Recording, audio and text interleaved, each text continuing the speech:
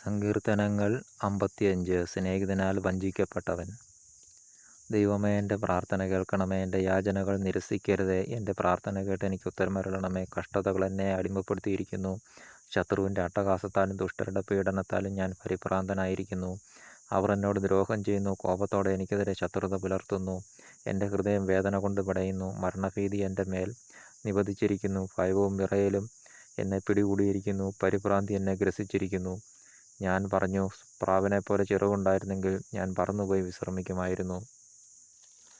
ഞാൻ വിദൂരദേശങ്ങളിൽ ചുറ്റിത്തിരിയുമായിരുന്നു. വിജനതയിൽ ഞാൻ വസിക്കുമായിരുന്നു. കൊടുങ്കാറ്റിൽ നിന്നും ചുഴലിക്കാറ്റിൽ നിന്നും ബന്ധപ്പെട്ടകന്ന് സങ്കേതം തേടുമായിരുന്നു. കർത്താവേ, അവരുടെ ഉദ്യമങ്ങളെ പരാജയപ്പെടുത്തണമേ. അവരുടെ ഭാഷകളെ ഭിന്നിപ്പിക്കണമേ. നഗരത്തിൽ ഞാൻ അക്രമവും കലഹവും കാണുന്നു. രാവും പകലും അവർ അതിൻ്റെ മതിലുകൾ ചുറ്റി നടക്കുന്നു. അതിൻ്റെ ഉള്ളിൽ ഉപജാപങ്ങളും കുഴപ്പങ്ങളുമാണ്. അതിൻ്റെ മധ്യേ വിനാശം കുടികൊള്ളുന്നു. അതിൻ്റെ തെരുവുകളിൽ നിന്ന് മർദ്ദനവും വഞ്ചനയും വിട്ടുമാറുന്നില്ല. ശത്രുവല്ല എന്നെ നിന്ദിക്കുന്നത് ആയിരുന്നെങ്കിൽ ഞാൻ സഹിക്കുമായിരുന്നു. എതിരാളിയല്ല എന്നോട് ധിക്കാരപൂർവ്വം പെരുമാറുന്നത് ആയിരുന്നെങ്കിൽ ഞാൻ അവനിൽ നിന്ന് മറിഞ്ഞിരിക്കുമായിരുന്നു. എന്നാൽ എൻ്റെ സഹചരനും ചങ്ങാതി ഉറ്റ സ്നേഹിതനുമായിരുന്ന നീ തന്നെയാണത് ചെയ്തത്. നമ്മൾ ഉള്ളു തുറന്ന് സംസാരിക്കുമായിരുന്നു. നമ്മളൊന്നിച്ച് ദേവാലയത്തിൽ കൂട്ടായ്മ ആചരിക്കുമായിരുന്നു. അവരെ മരണം പിടികൂടട്ടെ. ജീവനോടെ അവർ പാതാളത്തിൽ പതിക്കട്ടെ.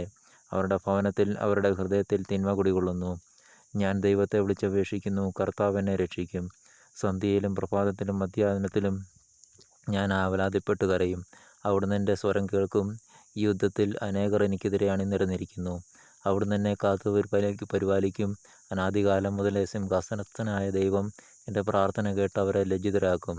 എന്തെന്നാൽ അവർ കൽപ്പന പാലിക്കുന്നില്ല, ദൈവത്തെ ഭയപ്പെടുന്നുമില്ല. എൻ്റെ കൂട്ടുകാരൻ തൻ്റെ സുഹൃത്തുക്കൾക്കെതിരായി കൈനീട്ടി. അവൻ തൻ്റെ ഉടമ്പടി ലംഘിച്ചു. അവൻ്റെ സംസാരം വെണ്ണയേക്കാൾ മൃദുലമായിരുന്നു, പക്ഷേ അവൻ്റെ ഹൃദയത്തിലോ പടയൊരുക്കം. അവൻ്റെ വാക്കുകൾ എണ്ണയേക്കാൾ മയമുള്ളവ, എന്നാൽ അവ ഉറയൂരിയ വാളുകളായിരുന്നു. നിന്റെ ഭാരം കർത്താവിനെ ഏൽപ്പിക്കുക, അവിടുന്ന് നിന്നെ താങ്ങിക്കൊള്ളും. നീതിമാൻ കുലുങ്ങുവാൻ അവിടുന്ന് സമ്മതിക്കുകയില്ല. ദൈവമേ, അങ്ങ് അവരെ അത്യാഘാതത്തിലേക്ക് തള്ളി വീഴ്ത്തും. രക്തദാഹികളും വഞ്ചകരും ആയുസ്സിൻ്റെ പകുതി എത്തുകയില്ല. എന്നാൽ ഞാൻ അങ്ങയിൽ ആശ്രയിക്കും. ദൈവമായ കർത്താവിന് സ്തോത്രം.